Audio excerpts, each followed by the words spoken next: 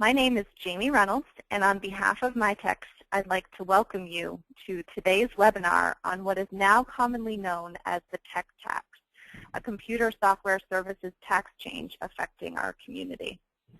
Today, our goal is to make sure you know exactly how this tax change affects you, what it's all about, what it means, what it actually covers, and most importantly, today's forum was put together to answer all of your questions about the tax. One note about what we won't be discussing is the merits of the tax change. We know there are a lot of strong opinions about it out there. Today we're going to focus just on education and about the tax change itself. With that goal in mind, today will be part presentation and part question and answer. We're really thankful to have partners like PwC in our community who are there to help us understand these kinds of changes. And today, Michael Cronin, Indirect Tax Director at PwC, will be leading us through this event. He'll start with a 20-minute presentation providing all the details of the computer and software services tax. When he's done, I'll come back on and read your questions to him, and we'll get through as many as we can with the remaining time. So submit your questions via the control panel, most likely found on the right side of your screen, that little pop-up window. You can submit your questions now, submit them throughout the presentation, and even submit them in the middle of the Q&A. We really want to make sure you leave armed with all the information you need to know. So we're going to try to reserve as much time as possible for that part of the event and get through as many as we possibly can. Don't be shy. With that, let's get things started. So Michael, over to you. Oh, thank you, thank you. So thank you for having me, and thank you for everyone on the line. Appreciate your participation today. And you know, as our moderator spoke, we're going to be talking about Massachusetts' new computer software services tax that is effective as of 7/31/2013. So it's been in the queue now for about 3 weeks, a little bit more actually. It's coming on a month. I have been personally involved in following this tax, you know, back close to a year when it was kind of like a apple in our governor's eye, so to speak. There's obviously a lot of legislative action that's happened with respect to this tax in the last 6 months or so, and now we have this tax, and I know that, and again, my goal on this call is or this presentation is I'm going to be politically agnostic, but it would be remiss for me not to mention the fact that if anyone has been following press on this tax, it's a widely unpopular tax. It's a widely unpopular tax for many reasons, one of which is many in the IT sector see it as a tax on the IT sector. I can certainly appreciate that viewpoint. I think for many people, it's a tax that's very, very challenging to implement, and we'll go over that today, especially in the area of computer system design services. Very tough tax to implement, so that is also kind of leading to this tsunami of just the tax being wildly unpopular. And any tax that's typically any tax is generally wildly unpopular, but this tax seems to be more unpopular than some. So with that, what I want to do is kind of just basically set the tone and let you know what the tax, the services that are trying to be taxed here, and then we'll get into a deeper dive of some of the rules and some of the definitions with respect to that, and then I can certainly give you some practical considerations as to what people are going through with respect to this tax. And this is kind of an interesting tax as well for us at PwC, because we're in a situation where we also have a part of our practice that develops and provides software and software consulting services and whatnot. So we're also in a situation where we've typically not been a vendor with respect to collecting tax on these types of services. So now we're not only on the technical side, which many times we're on the technical side, we're also on the practical side as well too. So it's been interesting to be on that side of the fence. So I guess let's dive into what is Massachusetts trying to get at. Kind of background here is that Massachusetts has taxed electronically transferred software going back to April of 2006. Massachusetts, realized that there was going to be a shortage for transportation and other items that needed to be fixed in the state and the Commonwealth. And my view is they said, okay, well, we've tax electronically transferred software since April of 2006. We know that there's a big market out there with respect to all the services that go into taking the software and making it work with someone's IT environment. We need to go out and we need to try to start taxing those types of services. So forest to the trees, that's what Massachusetts is currently trying to get at right now. If you just bear with me for a second, I want to, oops, sorry about that. Just trying to move the screen along here. There we go. Sorry about that. So that's what Massachusetts Forest to the Trees is trying to get at, and they've done it through two different ways. One is computer system design services, which, again, I think you'll see that that is the very much so the gray area of this tax right now. There's not a lot of guidance out as to what computer design services are, and I can appreciate how people would be frustrated that we have a tax that's in effect to 7/31, yet we don't have full guidance out there as to what they're trying to truly tax. I get it. I know it's frustrating, but nonetheless, we do have some guidance out there as to what computer design is, and we'll get into that in a few minutes. The second part of what they're trying to tax is modification, integration, enhancement, installation, configuration of standardized software. So that piece of it, I think, is the easier piece to understand. When you think about that piece, you really have to think about, now, whenever I'm touching pre-written software, whether I'm modifying it or I'm, trying to customize that software to meet within a client's IT environment, those subjects are now subject to tax. Have never been subject to tax in Mass. Those services rather, are now subject to tax in Massachusetts. So when you think computer system design, you're thinking about kind of the beginning of a project, the design stage, the blueprint stage, the kind of developing what type of systems architecture is going to need it to be put in place in order to make this project work, this computer system to work. And you'll see computer system actually has a definition. And then modification, when you think about that, you start thinking about, as you go through these evolutions of projects, this modification is typically a little bit further down if you're going to do design and plan. And once you start touching the software, that's when that second part, which we'll refer to that today as the modification services part, kicks in. So a good example, and this is not the only example, it certainly extends to many more areas than this, but a good example will be if you're anyone that's kind of in the business now of helping clients implement enterprise-wide systems such as SAP or Oracle. Again, that's not the only example. There's many different variations of it, but that's an example of why or what space you would be in to potentially be subject to tax. The other thing that's very important to understand is that you don't have to be in a situation where your client is buying the software and the services from you. Massachusetts is very clear that you could be providing just the services and not be selling the software, and again, just providing the services independently, and you will still be subject to this tax if you're providing taxable services. So you do not have to be the person that's selling the software and the services. You could be very independent in that space. So moving on, I guess kind of more of an introductory materials. Sales tax rate in Massachusetts is 6.25%. That makes it an even bigger deal. If you look to some of our neighboring states like Connecticut, they'll tax some of these services at 1%. So a lot of times it's not as big of a deal. Massachusetts, there's no declining rate here, so 6.25%. One of the areas, again, as I spoke, that is frustrating some taxpayers is the lack of kind of what guidance is out there right now. So kind of a timeline here, if you will, is that this tax went into effect, again, 7/31. Right when the tax got enacted, there was a technical release that went out that told you some, but certainly left many areas of gray and many different interpretations. So a lot of people wish that it went much further, but to the department's credit, they at this point didn't have all the facts necessary to try to roll out some detailed regulations or detailed technical information releases. So they're kind of dealing with the best information that they have right now that's been handed to them by the legislators. So they're working kind of fast and furious to try to get as much information, timely information out as possible. There's also an FAQ out right now. There's about 55 questions. You can go to the Department of Revenue's website. There's about 55. That number could grow to 255. There's a lot of questions out there and different fact patterns. You know, technology is obviously not easy, so there's a lot of FAQs out there.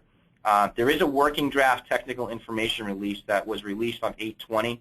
What this document is the Department of Revenue was putting out more guidance and saying, hey, we need to know from the industry if we're approaching this the right way, if this is still too hard to implement.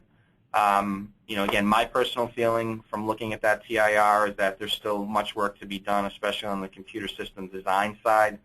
It's still a very tough tax to implement, especially on that end. But, you know, to the department's credit, they're putting out information and they're saying we need to hear from you. They really and truly, we've had some personal discussions with them. They really want to hear from the tech industry to try to get all the different scenarios on the board so they can understand it. Because as you can imagine, you know, it's the Department of Revenue. They're not tech, you know, they're tax people. They're not tech people. So, you know, this is kind of a collaborative effort between the technology sector and also the Department of Revenue. There's also, you know, some draft amendments that were submitted to the computer industry, kind of looking for guidance. We expect regulations to come by mid-October. Again, that's kind of far in the future if you think about a tax that's already in effect, but final regulations we're hoping in the next few months. And I know that you've probably seen some press about whether or not this tax would potentially be repealed. You know, there's been some press about it, and frankly, who knows? You know, what I can say on this call is that we have a tax in effect as of 7/31, and right now we all have to, you know, kind of look at the guidance that we have and implement and tax it to the best of our ability. Whether or not that gets repealed or not, you know, if it does, then great. If it doesn't, you know, then we still have to kind of gear our systems up and make sure that we're in full compliance mode right now, regardless of whether or not this tax at some point could go away. Who knows? So what I want to do first is I'm actually going to skip a few slides here and start with computer software modification. There's two reasons for that. One is I think that it's actually a little bit easier to understand, and two, I think that it'll help to build some momentum here. So again, when you're talking about computer software modification, that's one of the areas that Massachusetts is trying to tax now. And as we talked about, we're talking about modification, integration, enhancement, kind of, you know, any of the iterations, right? Installation, configuration, anywhere where you're really touching the software now, that's going to be subject to tax. These services, again, have to occur in relation to taxable pre-written software. So you got to take a step back and you got to think, okay, you know, what's taxable pre-written software versus what's custom software, and that's always been kind of you know, an issue with the industry.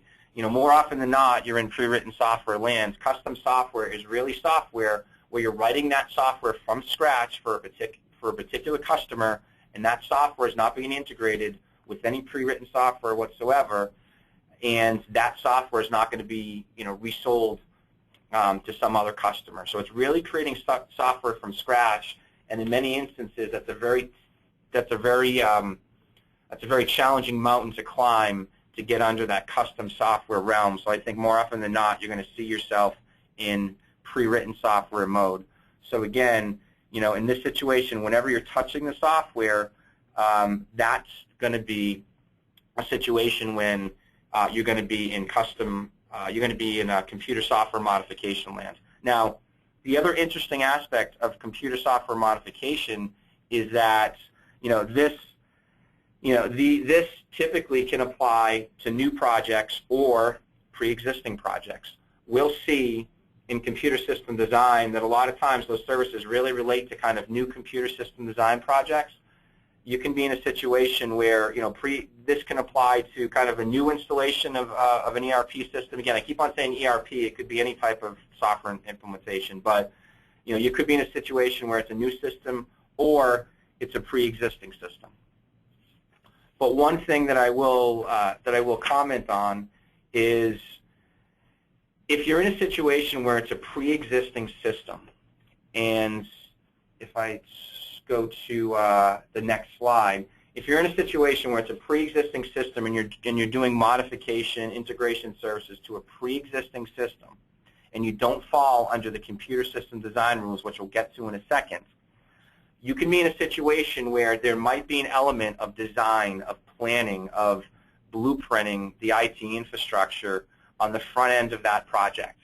If you're in a situation where you can separately state, and it says here, if you can separately state the charges for the design and or the planning phase of that modification work, then those services are not going to be subject to tax.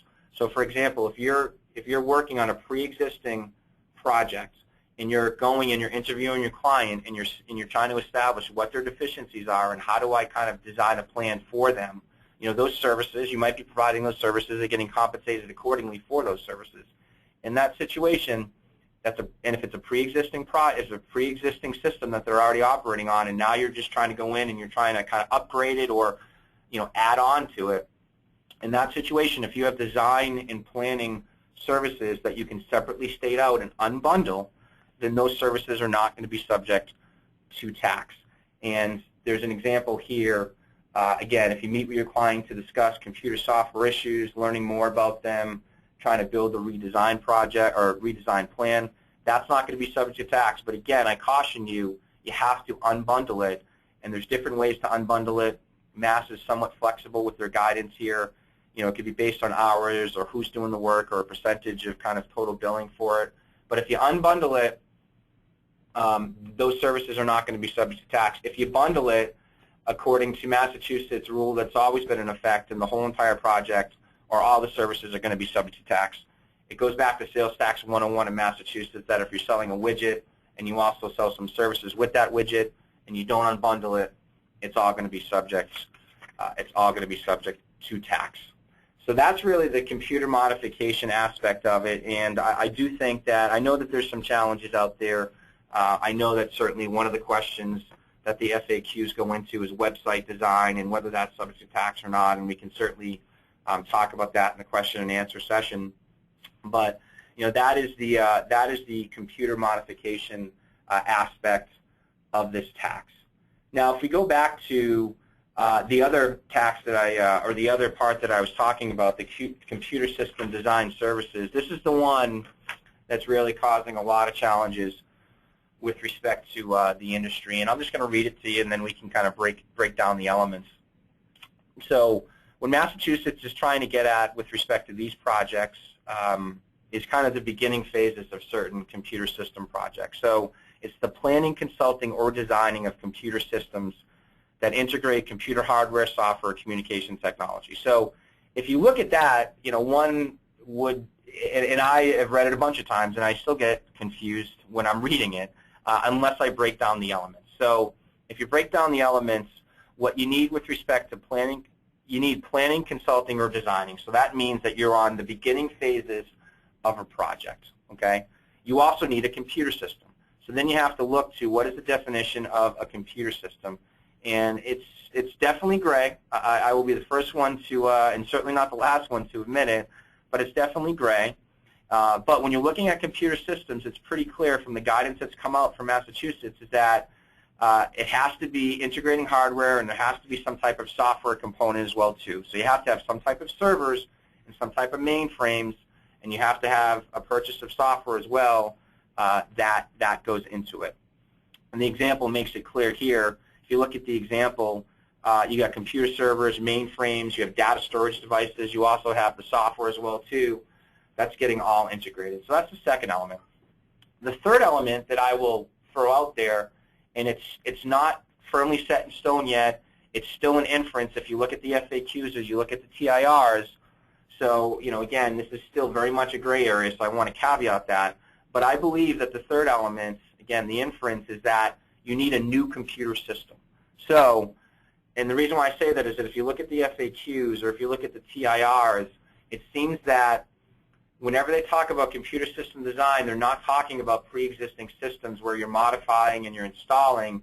It appears that they're talking about new computer systems that you're putting in from scratch, that you're designing, that you're planning. So, you know, again, that's the inference. It's still very much gray. I think in the next few weeks, this question has definitely been posed to Massachusetts. I think they will provide guidance on it. But I would profess that you need a third element, and that third element would be that it has to be a new computer system. It can't be something that's you know, kind of already there, and now you're just upgrading or you're trying to configure it.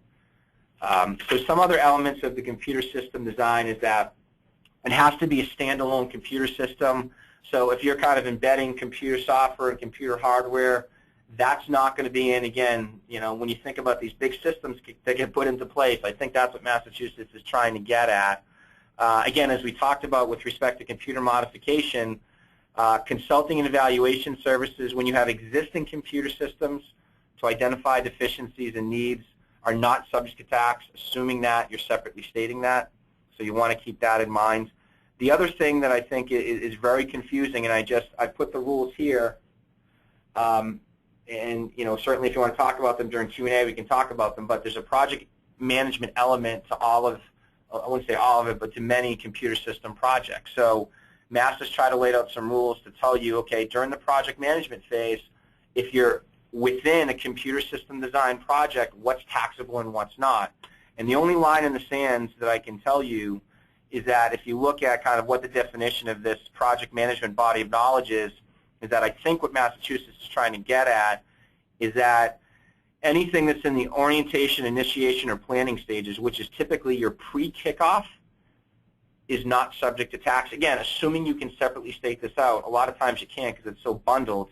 I'm sorry, are subject to tax, rather, if you're in the pre-kickoff stage. And then when you're in the post-kickoff stage for project management, likely not subject to tax. But keep in mind that once you get into post-kickoff, now you're probably in the situation where you're touching the software, which would then put you into the taxable arena of software modification services. So, again, very kind of confusing area with respect to computer system design. If there's any area that I think there's going to be a lot more guidance put out there, I do think that it's going to be for computer system design work. So now I want to jump forward quickly and talk about kind of some lines in the sand that Massachusetts at this point through TIR or FAQ have said we think that this is not subject to tax. Again, the big caveat is that it has to be separately stated. If it's not separately stated and it's bundled, then it's going to be subject to tax if you have a taxable component within that bundle. So, some areas that they've tried to draw a line in the sand is that if you have separately stated training, not subject to tax. If you have tech support, not subject to tax. If you're just doing troubleshooting and that's separately stated, not subject to tax. One area that that people were concerned about is that what if you're doing internal services? If you have an IT team and they're doing internal services, Mass said if the organization, if its own employees are doing work for that organization, not going to be subject to tax. Other stuff as well too. Website design here, as you can see, that is a gray area. That's one area that Massachusetts is still struggling with, and kind of the fine line in the sand at this point is that if you're not using any type of pre-written software with respect to a website design, then it's likely not going to be subject to tax.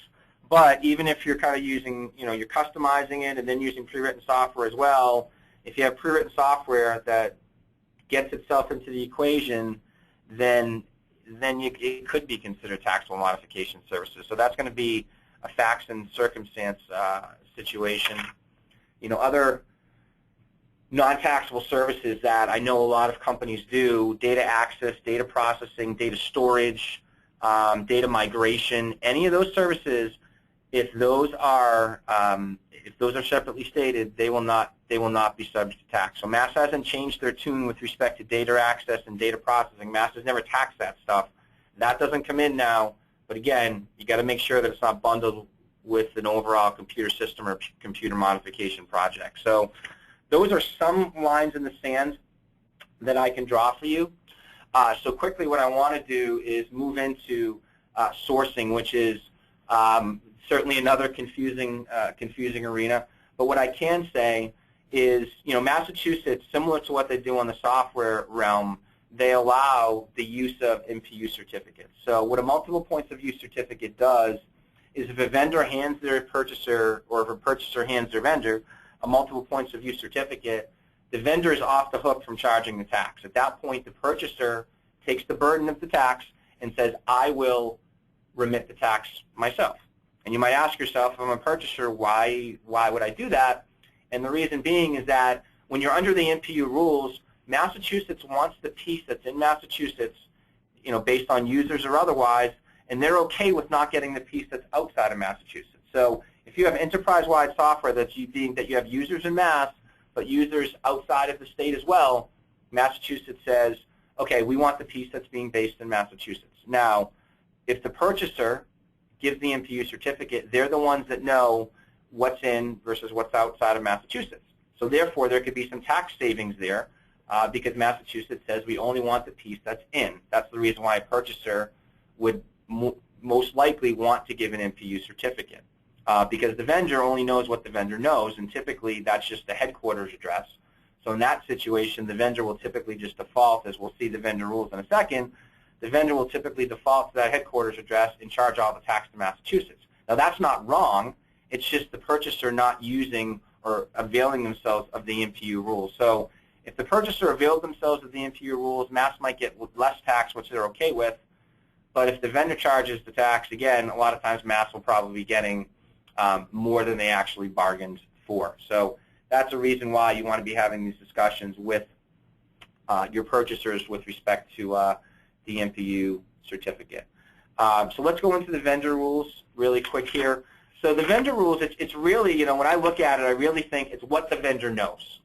So, if the vendor doesn't get an MPU certificate, they go through this litany of tests as to how they're supposed to charge the tax. More often than not, you will not be in number one because that's typically if your customer is coming to your location and you're installing the software. So if you're at like a store or a POS situation, point of sale, you might fall within you would fall within number one, but I think a lot of people are typically falling within 2 or 3. And under 2, you'll see is that it's really based on what the purchaser is telling you. So if the purchaser is telling you, yes, these services in my software are in Georgia, you know what, source that there, and it's in your engagement letter or contracts or otherwise. In that situation, the vendor's on notice, and the vendor can source it accordingly. But more often than not, the vendor doesn't know because the vendor's basically just, performing the services either remotely or, they just don't know. So in many situations, you fall under 3, which is the vendor says, okay, well, I don't know specifically where my client wants these services performed or who's going to get the benefit or where all of their users are. So a lot of times, you're going to default to what information do you have on file, and a lot of times that'll be your billing or that'll be your headquarters address. So I think the majority of folks will fall under number 2 and number 3 if you're a vendor.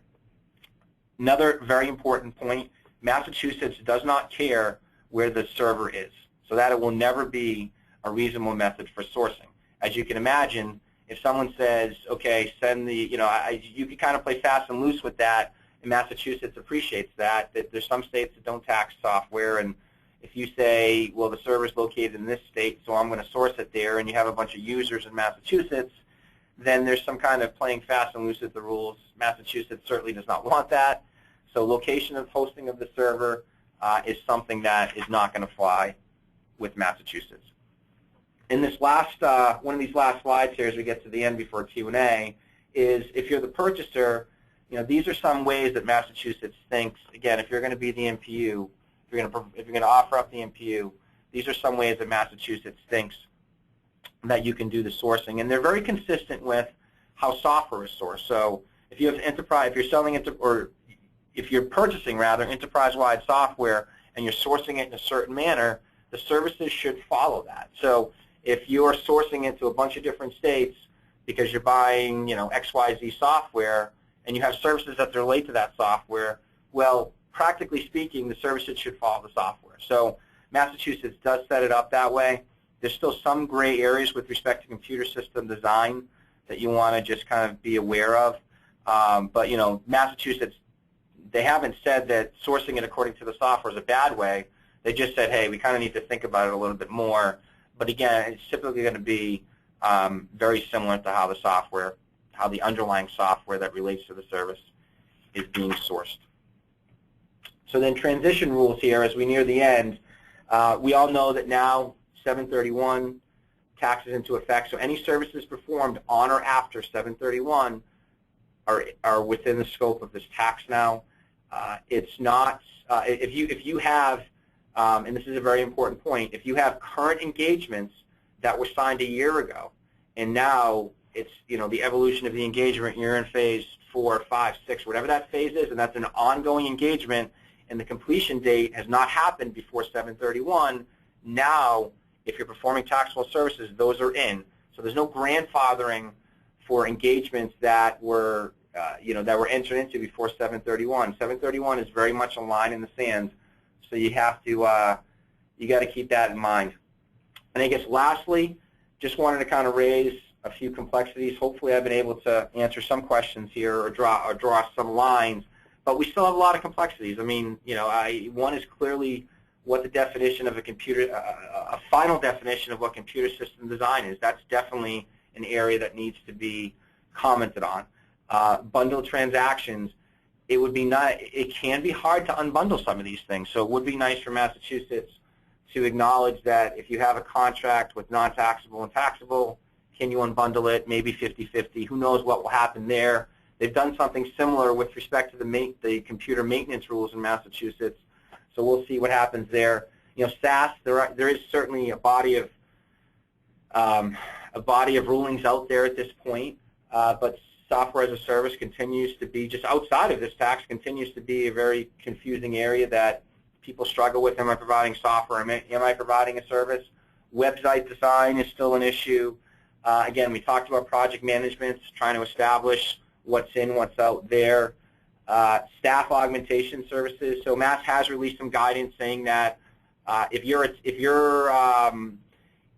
a temp IT agency and you're sending over employees, and those employees are really under the control of your purchaser, then that's likely not going to be subject to tax. That's in the FAQ. That's in one of the FAQs. That was a big question that we got from a lot of our clients. In sourcing, there still tends to be some sourcing questions out there, but I think some of the sourcing has recently been figured out. So with that said, I'm happy to do questions here. I know that I've said a lot, but let's start the question and answer session. Great. Thank you so much, Michael. That was really helpful. To submit a question, you can submit it via the control panel most likely found on the right side of your screen, and we'll spend the rest of the time answering all your questions until we get through all of them. So please submit them now. Michael, we have a couple to begin with. The first question is actually for me. A few folks are asking if we're making this recording available.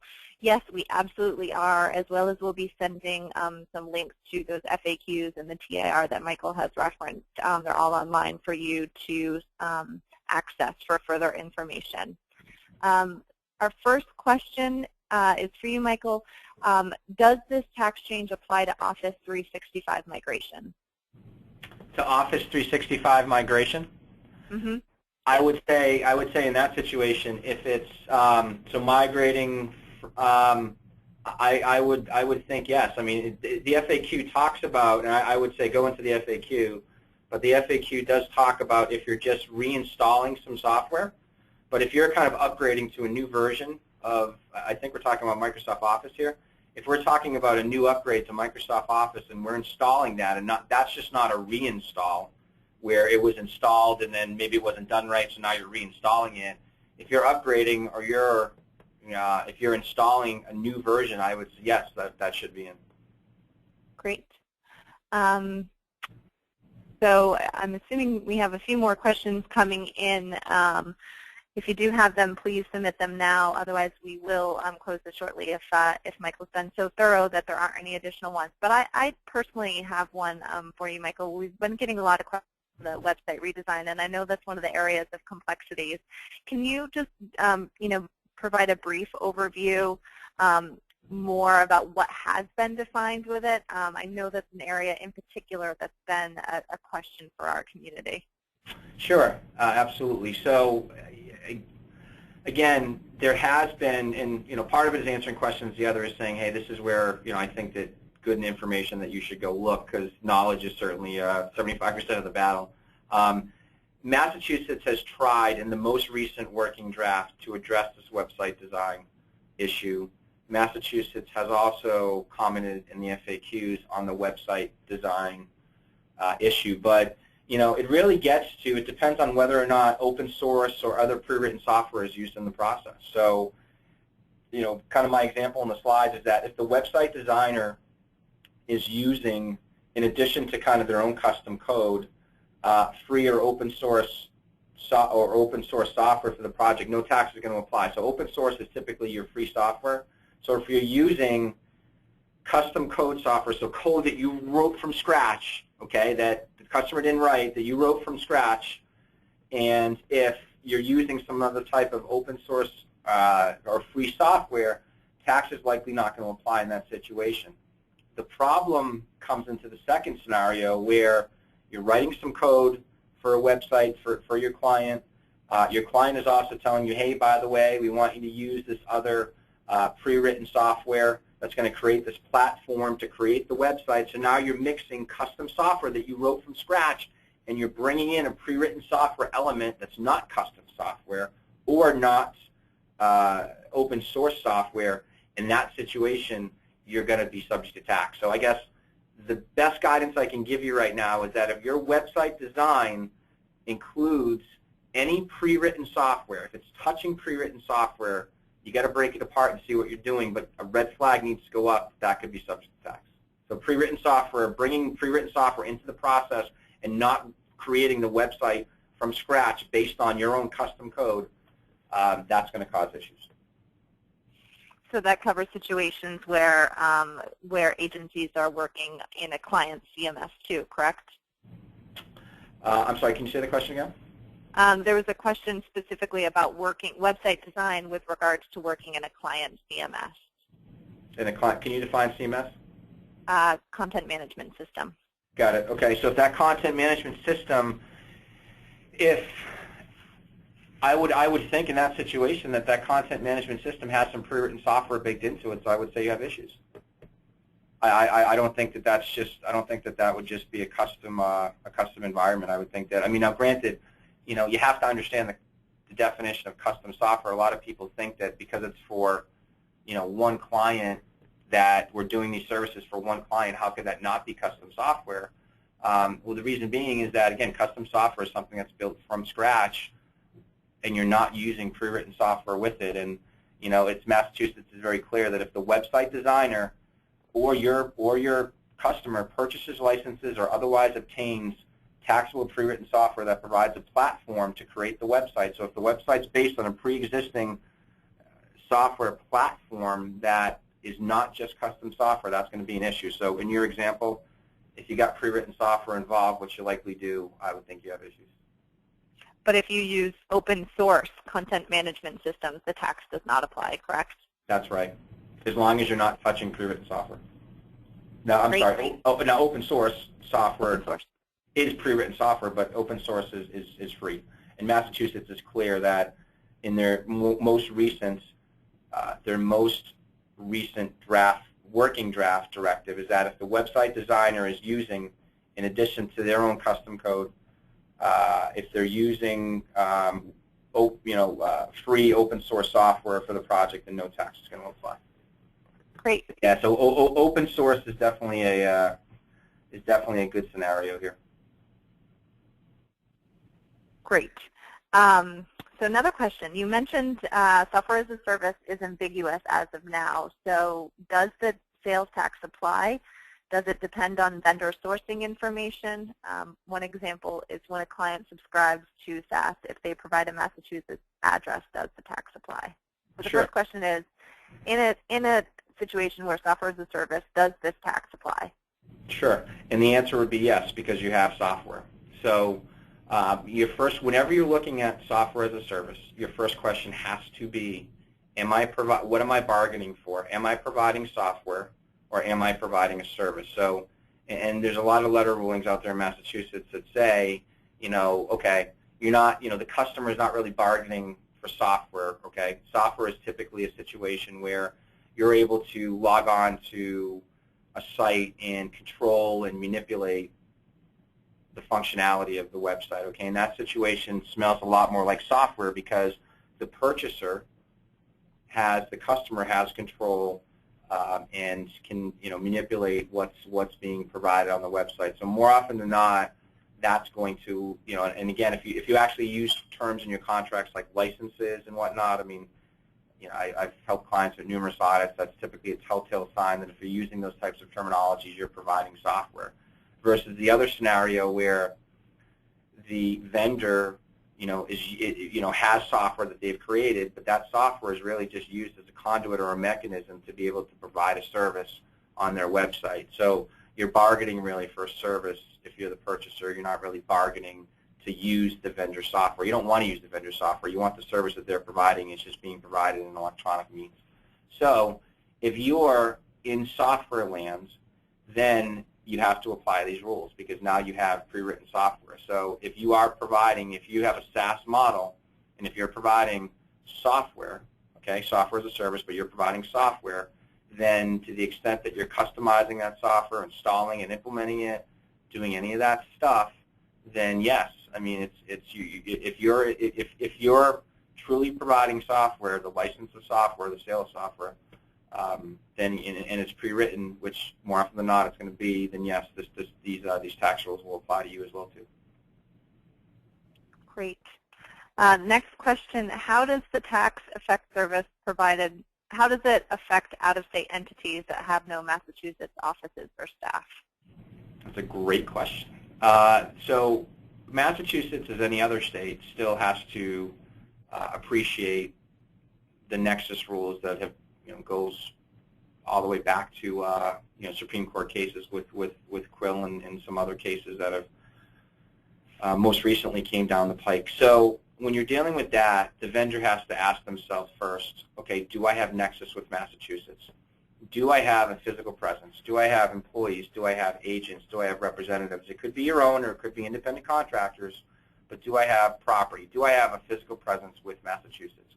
If you do, then you're in a scenario where you're the vendor and you need to apply these tax rules if you're making a sale to a Massachusetts customer and you know that their address is in Massachusetts. Unless they tell you otherwise and they say, hey, 60% of this is, or all of this stuff, I know my billing address is in Massachusetts, but you know what? All of this stuff relates to New York.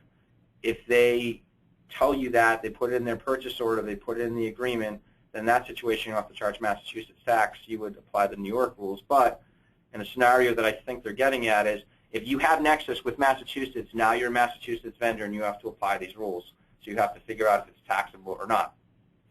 If you are not a Massachusetts vendor, so you don't have any physical presence with Massachusetts at all, in that situation, the onus of the tax is pushed off to the purchaser and it ends up being a use tax obligation.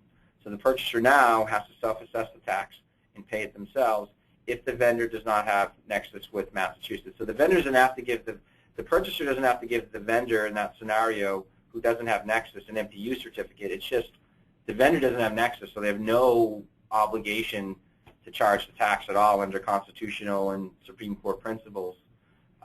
That the onus of the tax gets pushed off to the purchaser. One thing I will caution you, though, is you could be in a situation where you're providing remote services. You could have people that are sitting overseas that are providing these services to Massachusetts clients.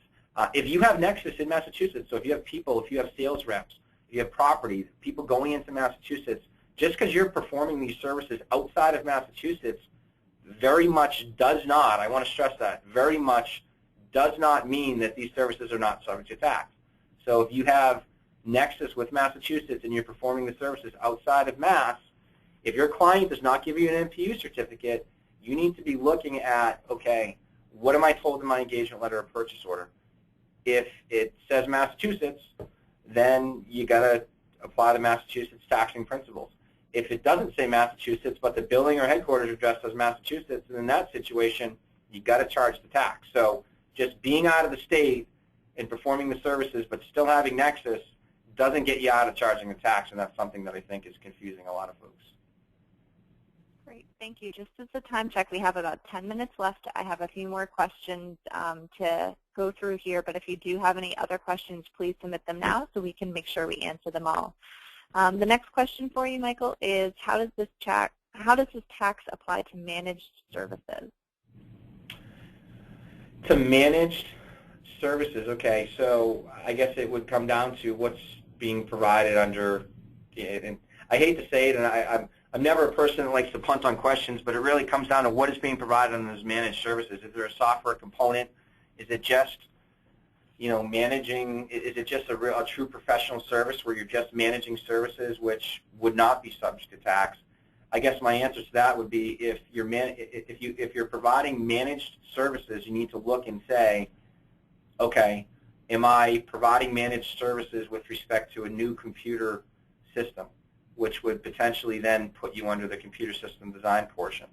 If I'm managing services and I'm also, as part of someone within my supply chain is also installing the software or hardware or configuring it to that IT environment, then yeah, you would be within the taxable realm of this tax. But if you're just kind of stepping back and you're managing the services, I mean, that's, again, doesn't seem to me like it has a software or hardware component. Seems more to me like a professional service based on the question, based on the facts that I don't have, but I can speculate.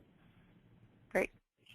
Next question. If a client asks me for Photoshop files used in the making of a website project after I deliver the HTML, do I tax for those files?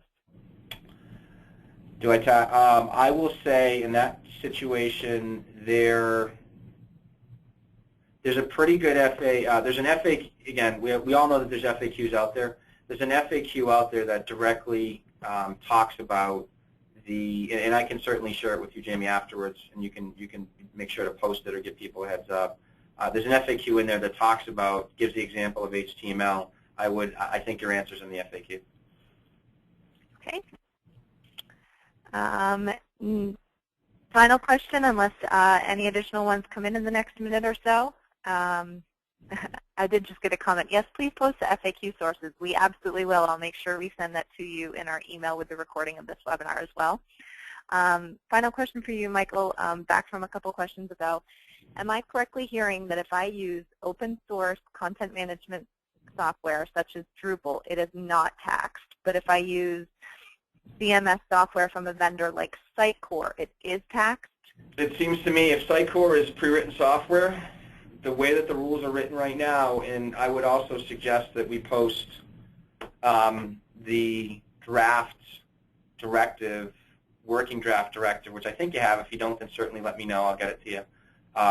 There's an example in there. It says specifically in that draft directive, I would look at the draft directive first for this question, and then I would look to the FAQs, but it says specifically in there that if the website designer is using, in addition to custom code, other free open source software for the project, and no tax applies. So, right now, based on the current guidance, I say the answer is yes. That if you're using pre-written software, I mean, it seems like a little bit of a competitive disadvantage, right? But if you're using pre-written software, it seems that you are hearing me correctly, yes.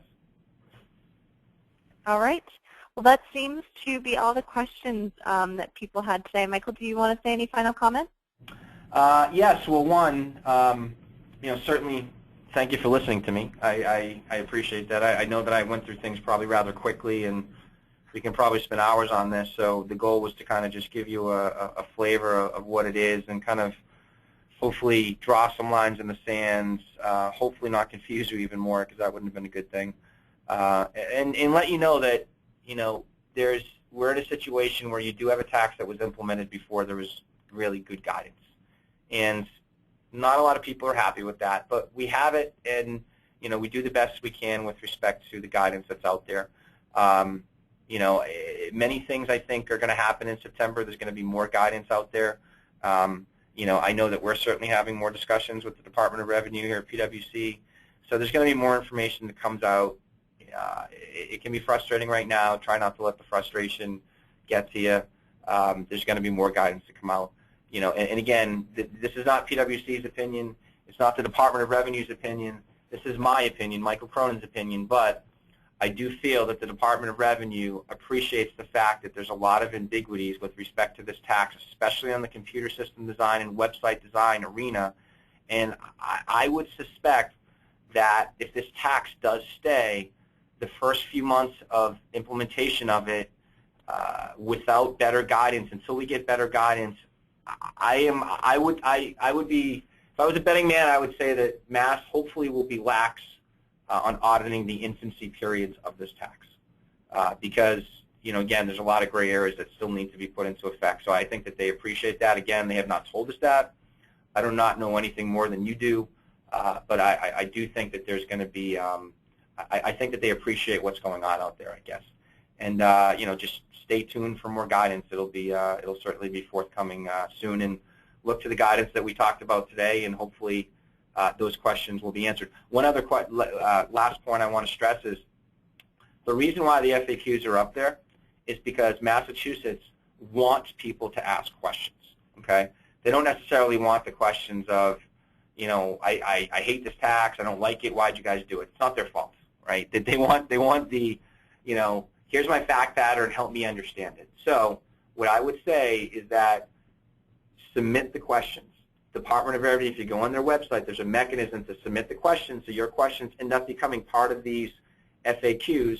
Just, use the power of the pen, go, and if you have questions that are gray, ask. Get Massachusetts to speak on it. They want to hear them. And that's it. Thank you. Thank you so much, Michael. And on behalf of MITX, thank you, everyone, for staying with us and participating in this webinar. As we mentioned earlier, we have recorded the session. We'll be sharing that as well as links to all of these resources that Michael has mentioned throughout his presentation. If there's any other way we can support you and keep you informed on what's happening with this tax change or any other thing in our industry, please let us know. We're here to help you get through this as best we can, and we'll certainly keep you informed on all of the changes that are happening in the coming months. Thank you so much for your time today, and I hope you all have a great afternoon.